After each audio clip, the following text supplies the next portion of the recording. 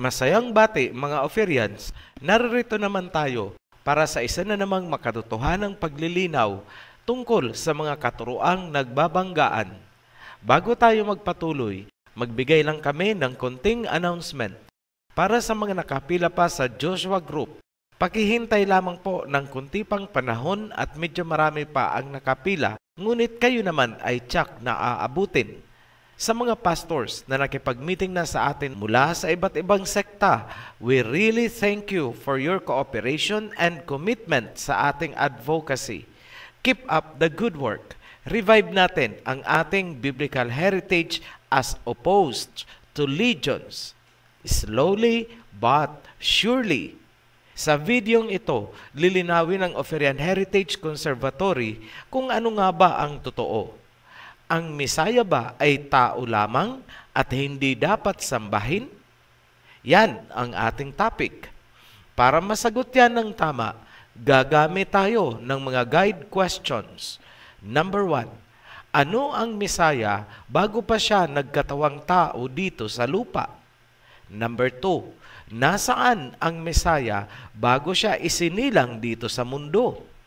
Number 3, dapat bang sambahin ang Mesaya? Ang mga tanong na yan ang mag-establish kung ano ang Mesaya para malaman natin kung siya nga ba ay dapat o hindi dapat sambahin.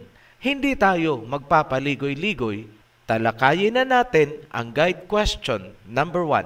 Ano ang Mesaya bago pa siya nagkatawang tao dito sa lupa? John chapter 17 verse 24. You loved me before the creation of the world. Pinatutunayan ng verse na ang naging Mesaya ay existing na bago pa man nilikha ang mundo. Diyan pa lang, magkaka-idea na kayo kung dapat bang paniwalaan ang doktrinang nagsasabi na ang Mesaya ay tao. Dadagdagan po natin yan habang tayo ay nagpapatuloy sa pagtatalakay. Para sa mga hindi naniniwala at nais ipabasura ang buong New Testament, gagamit kami ng mga katibayan mula sa Old Testament para patunayan ang nasusulat sa New Testament. Job chapter 38 verse 4 hanggang 7. Where were you when I laid the earth's foundation? Tell me if you understand. Who mark off its dimensions? Surely you know. Who stretched a measuring line across it? On what were its footings set? Or who laid its cornerstone? While the morning stars sang together, and all the angels shouted for joy. Tanong, sino-sino ang mga tauhan sa verse na ating binasa? Una, ang may likha siyempre. Then, may nababanggit na morning stars at mga sons of Elohim. Ang mga morning stars at sons of Elohim ay mga angels. Pag-uusapan natin ang morning stars.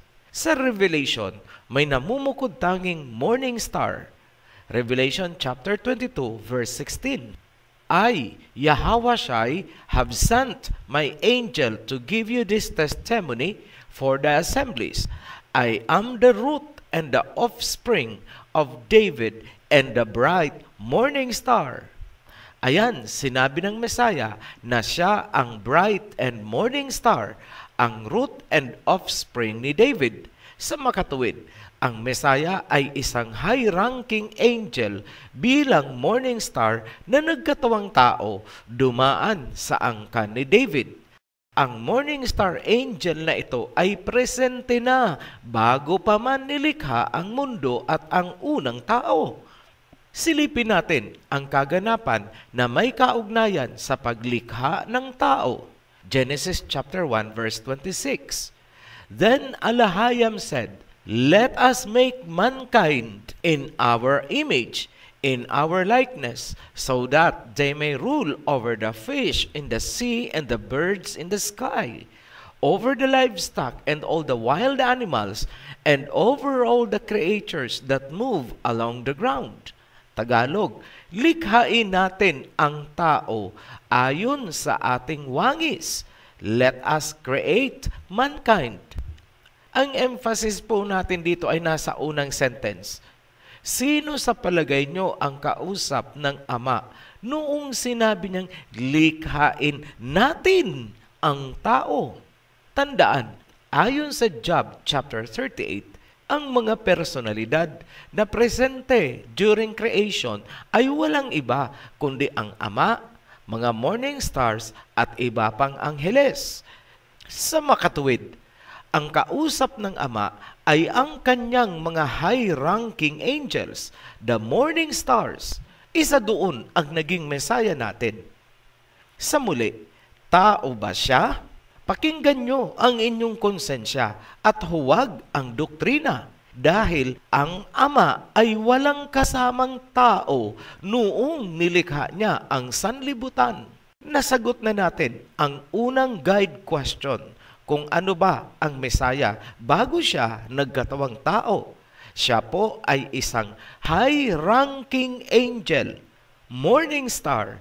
Hindi siya tao. Pairalin ang totoo at huwag ang doktrina. Guide question number 2. Nasaan ang Messiah bago siya isinilang dito sa mundo? Napatunayan na natin kanina na ang Messiah bago pa manilikha ang sanlibutan ay kasama na ng Ama during creation. Pagkatapos naman ng creation, dumami na ang mga tao, naging masama at naganap ang baha noong panahon ni Noah. Pagkatapos ng baha, naganap ang pagsisimula ng pagsasabuatan ng mga bansa laban sa Ama. Ang landmark o milestone niyan ay ang pagtatayo nila ng Tower of Babel. Yan ang pinaka-milestone ng pag-usbong ng isang civilization na naging Great Babylon. Umusbong din ang mga naghahari-harian dito sa mundo, tuloy-tuloy hanggang sa kasalukuyang panahon. Sana napanood nyo ang Babylon series para meron kayong idea kung ano ang nangyari sa mga panahong ito. Ang mga bansa ay nagsasabuatan at kinakalaban nila ang kalooban ng Ama. Ano ang tugon ng Ama sa mga nangyayari? Yan ang inilarawan ng nasusulat sa Psalms chapter 2, verse 1 to 3. Why do the nations conspire and the peoples plot in vain? The kings of the earth rise up, and the rulers band together against Jehovah and against the anointed, saying, "Let us break their chains and throw off their shackles." Ayan, nakita ng Ama ang mga nangyayari sa mundo. Ang pagsisimula ng geopolitics. Ano ang naging reaksyon ng Ama? The one enthroned in heaven laughs. Yahweh scoffs at them. He rebukes them in His anger and terrifies them in his wrath, saying, I have installed my king on Zion, my holy mountain. Nagalit ang ama. Sinabi niya, bakit nagsasabwatan ang mga bansa? At kanyang sinabi, may nakatalaga akong maghahari sa Mount Zion. Sabay, inappoint niya ang isang high-ranking angel, isang morning star. At ano ang sinabi ng hinirang ng ama? Psalm chapter 2 pa rin tayo. Verse 7, I will proclaim Yahweh's decree. He said to me, You are my son. Today I have become your father. Ask me, and I will make the nations your inheritance, and the ends of the earth your possession. Ipapahayag ko ang sinabi ni Yahweh. Kanyang sinabi sa akin, sa araw na ito, kita'y ipinanganak, ako ay iyong naging ama. OHC, hindi ba't lahat naman ng angels ay dati namang tinatawag na sons of Elohim? Bakit sinabi pa ng ama na ngayong araw na ito, ako ay naging iyong ama? Yes, tama po. Ang lahat ng angels ay tinawag sa Bible na sons of Elohim. Ngunit, hindi lahat ng angels ay pinagkalooban ng ama ng kanyang pangalan. Isa lang ang namumukod tanging anghel na pinagkalooban niya ng kanyang pangalan. In short, ang anghel na ito ay naging Yahweh din ang pangalan, junior sa ama. Para hindi kayo malito sa pagpapatuloy ng ating pagtatalakay, for purposes of clarity, ang ama ay tawagin nating Yahweh Senior at ang anak ay tawagin nating Yahweh Junior. Hindi po yan pagyurak dahil ang hangad natin ay kalinawan at hindi paglapastangan. Ang senior at junior relationship ng ama at ng anak ay makikita natin sa pangyayari noong pinaulanan ng apoy at ginunaw ang Sodom and Gomorrah. Simulan natin sa panahong pinuntahan si Abraham ng 3 lalaking panauhin bago naganap ang paggunaw sa Sodom and Gomorrah. Genesis chapter 18. Yahweh appeared to Abraham near the great trees of Mamre while he was sitting at the entrance to his tent in the heat of the day. Abraham looked up and saw 3 men standing nearby. When he saw them, he hurried from the entrance of his tent to meet them and bowed low to the ground. Ayan, nakipagkita si Yahweh Junior kay Abraham kasama ang 2 pang anghel. Ang appearance nila ay tao, 3 men. Ngunit nakilala sila ni Abraham, kung kaya nagpatira pa ito dikit ang kanyang mukha sa lupa. Ang pumunta kay Abraham ay si Yahweh Junior at hindi ang Yahweh Senior. Bakit namin nasabi na ang pumunta kay Abraham ay hindi ang Yahweh Senior, kundi ang Yahweh Junior? John chapter 1 verse 18. No one has ever seen Alahayam, but the one and only Son, who is himself Alahayam, and is in closest relationship with the Father, has made him known. Malinaw na sinabi, walang sino mang nakakita sa Yahweh Senior, kundi ang anak na si Yahweh Junior, na isa ring Alahayam o Elohim at may pinakamalapit na relasyon sa Yahweh Senior. Sinamba ni Abraham si Yahweh Junior? Yes, nagpatira pa siya. Tandaan nyo yan. Ngayon, paano nilusaw ang Sodom and Gomorrah? Genesis chapter 19 verse 24.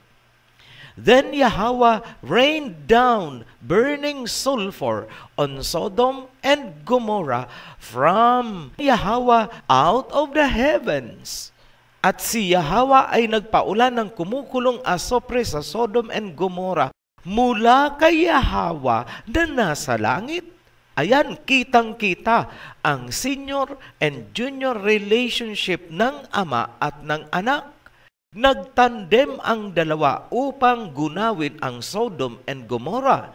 Ang Yahawa Junior na pinakain pa ni Abraham ang nagpaulan ng kumukulong asopre mula kay Yahawa Senior na nasa kalangitan. Isa pang pagpapatunay, ang sariling pangalan ni Yahawa Senior ay ipinangalan niya mismo kay Yahawa Junior. Exodus chapter 23 verse 20 hanggang 22. See, I am sending an angel ahead of you to guard you along the way and to bring you to the place I have prepared. Pay attention to him and listen to what he says. Do not rebel against him. He will not forgive your rebellion, since my name is in him. If you listen carefully to what he says and do all that I say, I will be an enemy to your enemies and I will oppose those who oppose you. Ayan na susulat. Ipinadala ng Ama ang isang anghel upang pangunahan sina Moses at pinagbilinan sila ng Ama na sumunod sa instruction ng anghel. Binalaan sila na huwag maging rebelde dahil hindi nito patatawarin ang rebellion sapagkat taglay nitong anghel ang pangalan ni Yahawa Senior. In short, ang anghel na ipinadala ay walang iba kundi si Yahawa Junior. Hindi niya patatawarin ang mga kagaya ni Korah na naghihimagsik sa patakaran na ipinatutupad ni Moses. Nilamon sila ng lupa.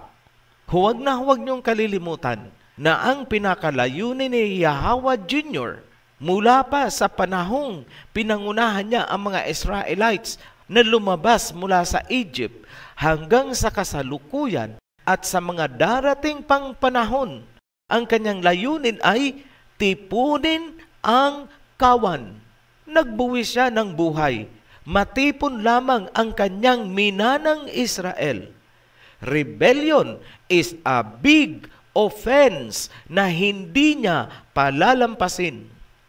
Ngayon, paano pinangungunahan at binantayan ni Yahawa Junior ang paglalakbay ng kanyang Israel papunta sa Promised Land? Exodus chapter 13 verse 21 hanggang 22.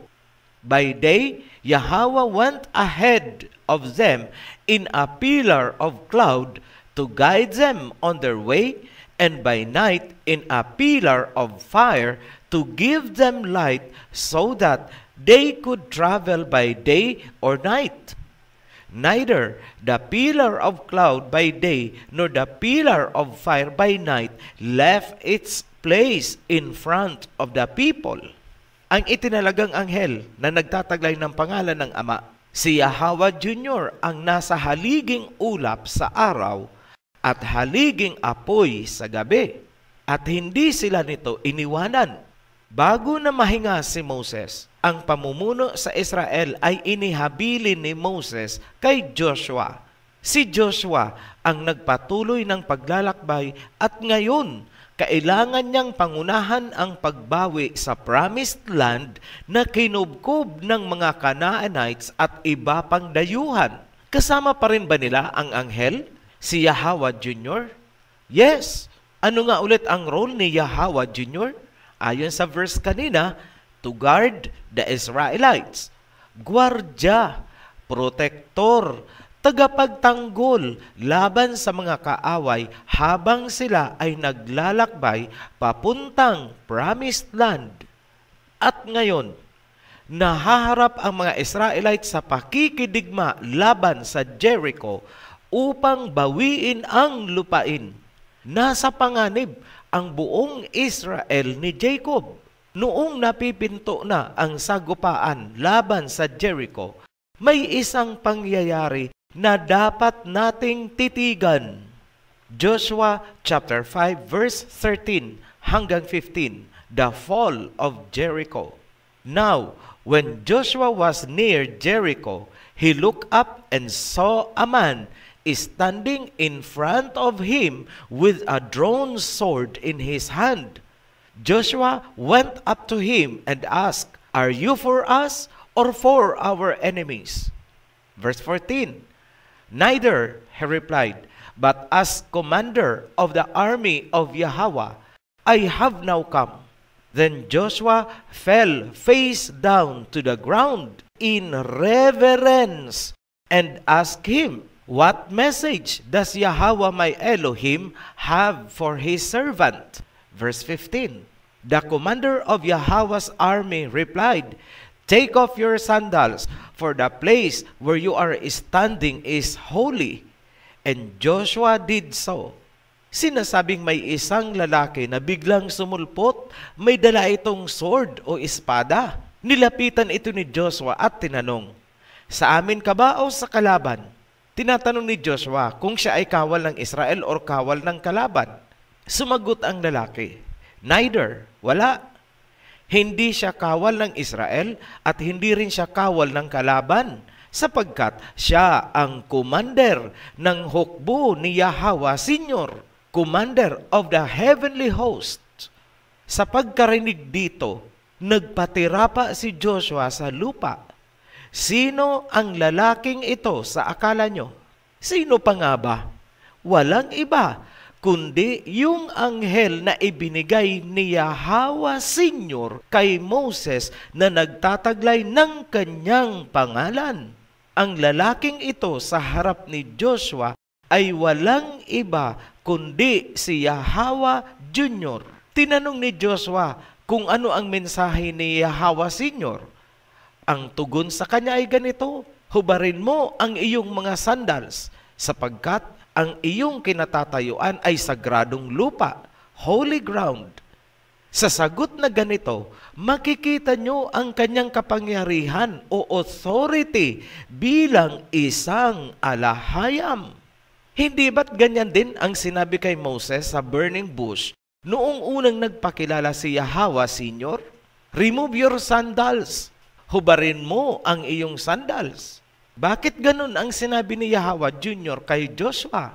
Sapagkat taglay ni Yahweh Junior ang pangalan ni Yahweh Senior. Siya ay kaisa ng Yahweh Senior sa pagiging alahayam o Elohim. Sinamba rin ba siya ni Joshua? Yes, nagpatira pa din si Joshua sa harapan niya. Dikit ang mukha sa lupa. Ngayon, bakit si Yahweh Junior ang nanguna sa mga Israelites ni Jacob sa kanilang paglalakbay?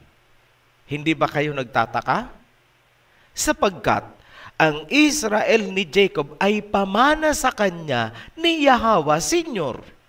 Joel chapter 3 verse 2, "I will gather all nations and bring them down to the valley of Jehoshaphat. There I will put them on trial for what they did to my inheritance, my people Israel, because they scattered my people among the nations and divided up my land." Maliwanag sa verse na ang Israel ay ipinamana ni Yahweh Senior kay Yahweh Junior. Bago pa man bumaba at nagkatawang tao, pinapatnubayan na ni Yahweh Junior ang kanyang Israel papunta sa Promised Land. Ngayon, dahil sa pagkaswail at pagkakasala ng Israel ni Jacob, sila ay nagkawatak-watak sa iba't ibang panig ng mundo. Ang mga naunang diaspora ay ang Assyrian at Babylonian invasion. Nawasak ang Israel ni Jacob. Ang nakabalik sa Jerusalem ay ang tribe of Judah na lang. Dito na nagkatawang tao si Yahweh Junior upang muling sagipin, tipunin, at gabayan tulad ng kanyang ginawa sa panahon ni Moses. Bakit alam ni OHC ang mga sekretong ito? Because somebody out there told us. Ganun na lang po, para wala ng intriga. Ang katotohanan sa aming sinasabi ay pinatutunayan din sa Matthew chapter 15 verse 24. He answered, I was sent only to the lost sheep of Israel. Matthew chapter 10 verse 5 to 6. These 12 Yahawashai sent out with the following instructions. Do not go among the Gentiles or enter any town of the Samaritans. Go rather to the lost sheep of Israel. Pansinin nyo, kung sino talaga ang pinuntahan ng Mesaya noong nagkatawang tao siya at ano ang purpose, i-connect nyo doon sa panahon ni Moses. Makikita nyo na ang purpose niya ay para tipunin ang kawan, ang Israel ni Jacob na kanyang minana mula kay Yahweh Senior. At tulad pa rin sa panahon ni Moses, taglay pa rin ng Mesaya ang pangalan na ibinigay sa kanya ng kanyang ama. Siya pa rin si Yahweh Junior. John chapter 5 verse 43.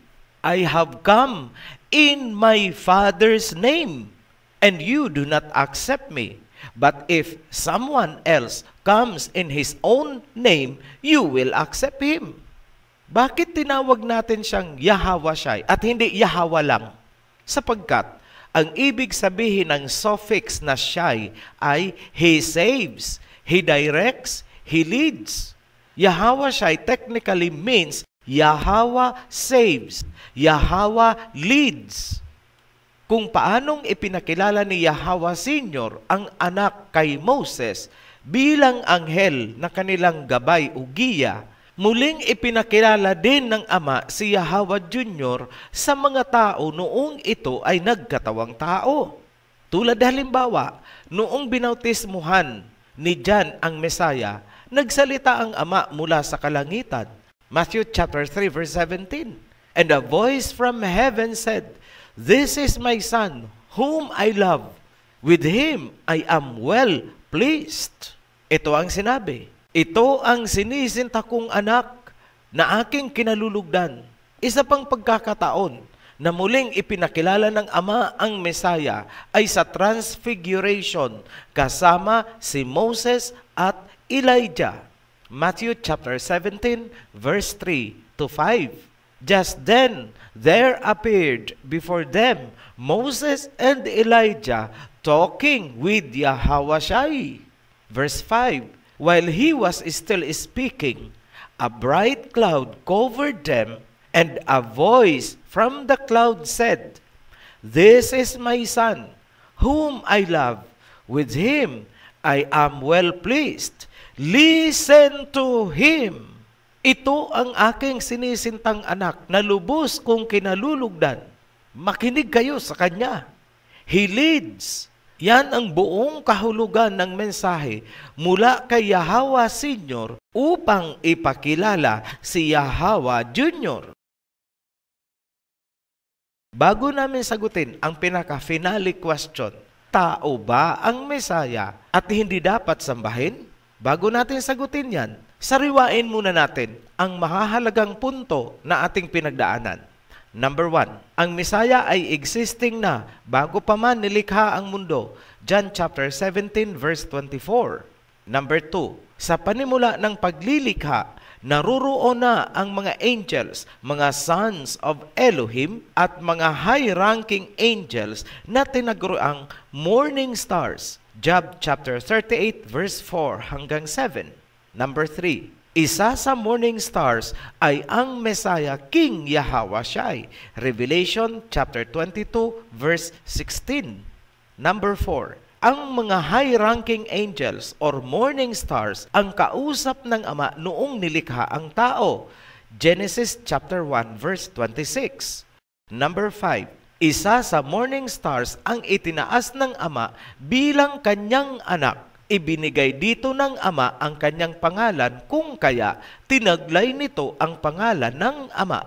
Sa puntong yan, siya ay naging Alahayam or Elohim dahil sa kaakibat na kapangyarihan at authority ng pangalan. Psalms chapter 2. Dito nagsimula ang concept of duality, Father and Son, Senior and Junior. Number 6, ang duality ng alahayam, Elohim, ay napatunayan noong pinaulanan ng kumukulong asopre ang Sodom and Gomorrah. Ipinakita ang tandem ng Yahweh Senior at Yahweh Junior, Genesis chapter 19 verse 24. Number 7, ang itinalagang anghel ni Yahweh Senior upang manguna sa Israel ay nagtataglay ng kanyang pangalan sa makatuwid. Ito ay walang iba kundi si Yahweh Junior.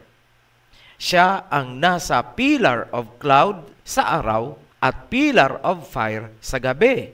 Exodus chapter 13 verse 21 hanggang 22.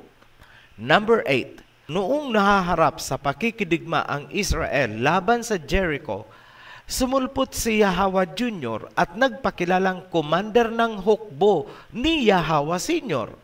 Inutusan niya si Joshua na hubarin ito ang kanyang sandals. Joshua chapter 5 verse 13 to 15. Ngayong nailahad na namin ang mahahalagang punto, tao ba ang Mesaya at hindi dapat sambahin?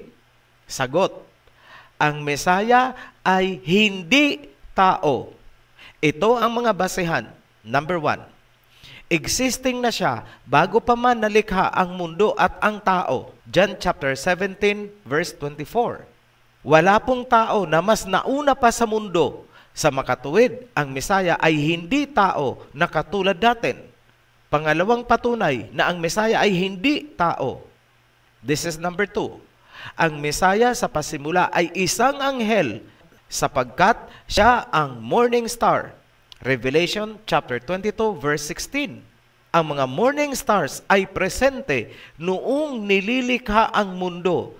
Job chapter 38 verse 4 to 7. Gaya ng unang sinabi natin, walang tao na nauna pa sa mundo. Pangatlong basihan na hindi tao ang Mesaya. This is number 3.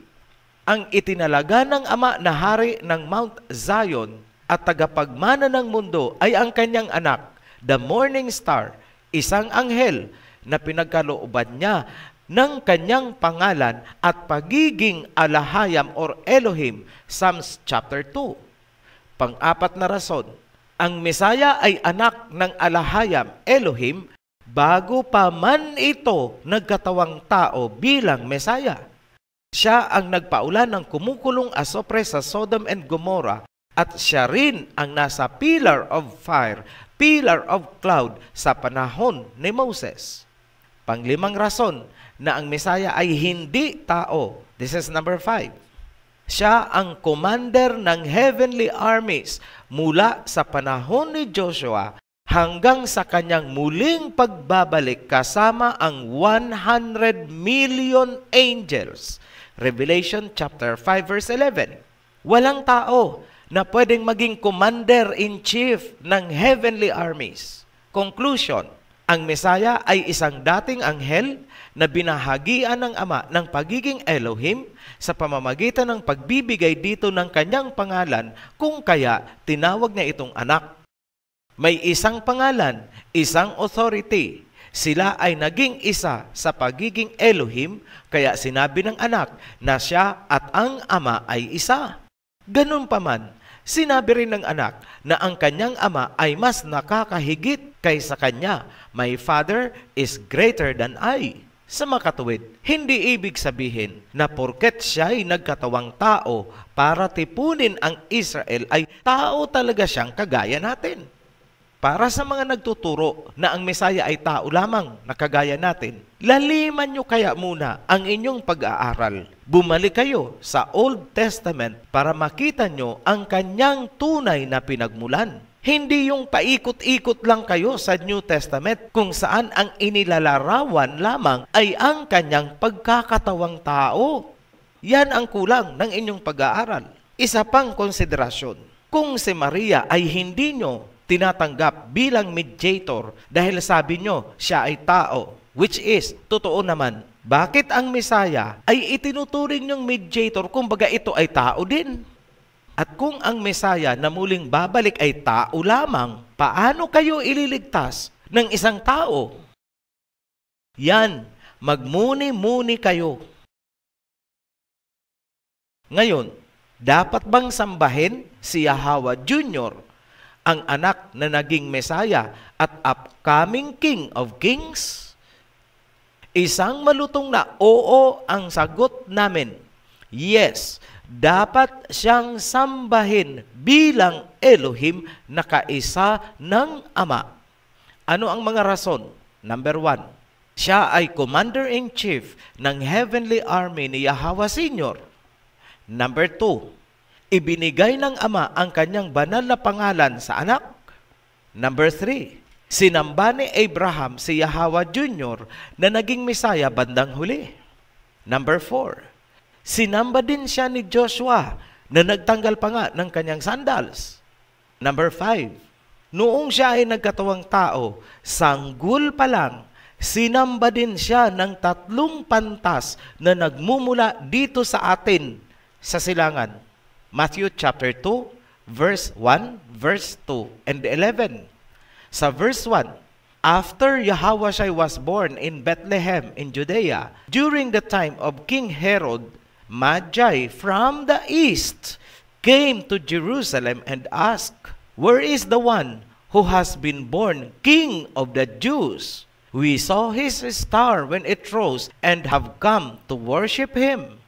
Verse 11, on coming to the house, they saw the child with his mother Mary, Maryam, and they bowed down and worshipped him. Sinamba ng 3 pantas ang Mesaya? Yes. Sa Old Testament, sinamba siya ni Abraham at Joshua. Ganon din si Moses at Aaron. Hindi lang natin naibigay ang mga verses, but there are so many sources kung saan nagpapatirapa si Moses at Aaron. Sa New Testament naman, sinamba siya ng 3 pantas. Ngayon, may sinabi bang nagkasala sa kautusan ang mga sumamba sa kanya? Mula kay Abraham, kay Joshua, kay Moses, kay Aaron, at sa New Testament, itong 3 pantas? May nakita ba kayong nagkasala ang mga yan? Wala. Bilang paglilinaw, hindi lahat ng angels ay pwedeng sambahin. Tanging ang anak lamang na pinagkalooban ng Ama ng kanyang pangalan bilang Elohim ang dapat sambahin. Revelation chapter 22 verse 8 and 9. I, John, am the one who heard and saw these things. And when I heard and seen them, I fell down to worship at the feet of the angel who had been showing them to me. But he said to me, "Don't do that. I am a fellow servant." Ayan, malinaw na sinabi ng anghel kay John, tumayo ka, huwag mong gagawin yan. Huwag kang magpapatirapa sa aking harapan sapagkat tulad mo, ako'y isa ring hamak na servant, lingkod. Yan ang pagpapatunay na iba-iba ang antas ng mga angheles. Ngayon, ano ang problema nitong mga oneness na sumisipa sa Mesaya? Sa totoo lang, hindi nyo talaga nauunawaan ang tamang kahulugan ng salitang oneness. Hindi nyo nauunawaan kung paanong ang Ama at ang Anak ay isa bilang Elohim and at the same time, mayroong separate personality. Ang Ama ay Ama at ang Anak ay Anak. Ang pangalan ng Ama ay nasa Anak at sila ay isa sa pagiging Elohim although hiwalay ang kanilang personality. Ang Anak ay representative or isinugo ng Ama. Kung ano ang trato mo sa isinugo, yun din ang naging trato mo doon sa nagsugo. Kung binastos mo ang inutusan, binastos mo na rin ang nagutos. Kung nireject mo ang inutusan, in effect, nireject mo rin ang nagutos. Kung hindi mo kinilala ang authority na ibinigay doon sa inutusang anak, hindi mo rin kinikilala ang pinagmula ng authority, yung Ama. Yan ang ibig sabihin ng I and the Father are one. They are one in authority. oneness. Isa sila sa pagiging Elohim, ngunit may hiwalay silang personality. Yan supposedly ang tamang kahulugan ng salitang oneness na inyong ginagamit, ngunit hindi nyo naman talaga nauunawaan. Mali po yung ginagawa ninyo na kinikick out ninyo ang anak dahil sabi nyo oneness. Hindi nyo naintindihan ang oneness. Aralin nyo muna bago kayo mag-formulate ng kung ano-anong doktrinang kalapastanganan. Yan ang babala namin sa inyo. Kapag ba sinamba mo ang Messiah, nagkasala ka ba sa first commandment ng 10 commandments? Unawaan nga natin ang first commandment. And Elohim spoke all these words. I am Yahweh your Elohim, who brought you out of Egypt, out of the land of slavery. You shall have no other Elohim before me. Tanong, ano ang pangalang ibinigay ng Ama at tinaglay ng kanyang anak? Yahweh. Sino ang nasa pillar of clouds at pillar of fire? Yahweh. Ano ang pangalan ng naglaba sa Israelites mula sa Egypt? Yahweh. Hindi ba't ang Ama at ang Anak ay naging isa sa pagka-Elohim? Dahil iisa ang kanilang pangalan? Pareho silang Yahweh. At dahil sa pangalan yan, kung kaya ang Anak ay sinamba ni Abraham, ni Joshua, ni Moses. At sa New Testament, sinamba rin ng 3 pantas mula sa silangan. At wala ni isa man sa kanila ang sinabing nagkasala sa kautusan. Hindi nyo ba napapansin na mali ang inyong interpretation? Ito, para sa lahat na hindi kumikilala o ayaw kumilala sa Messiah, pinatunayan na namin sa inyo mula pa sa Old Testament na ang Messiah ay legitimate na anak mula mismo sa pananalita ng Ama at sa mga panulat ng mga propeta. Tandaan nyo ito. John chapter 14 verse 6. No one comes to the Father except through the Son. Walang sino mang pwedeng dumirekta sa Ama na hindi dadaan sa Anak. Tigilan ang mga kalapastangan ng katuruan. Period. Muli kaming nagpapasalamat sa mga patuloy na sumusuporta sa Oferian Heritage Channel. Para sa mga new subscribers, huwag kalimutang panuorin ang The Guide kung hindi pa napapanood. Ang link ay matatagpuan sa ibaba lamang nitong video. Para sa mga newly baptized, welcome to the covenant. At para sa lahat, be blessed. Shalom.